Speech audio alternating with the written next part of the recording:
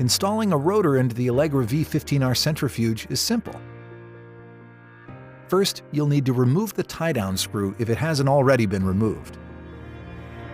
Then you'll install the rotor into the centrifuge by centering it over the drive shaft and carefully lowering it straight down.